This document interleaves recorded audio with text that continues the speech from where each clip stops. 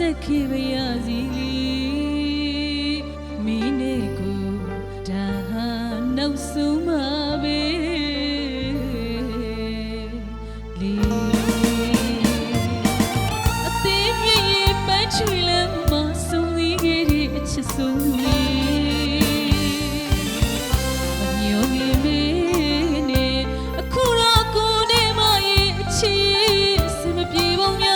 တန်တခုလုံးတင်းလိုက်ပါရစေ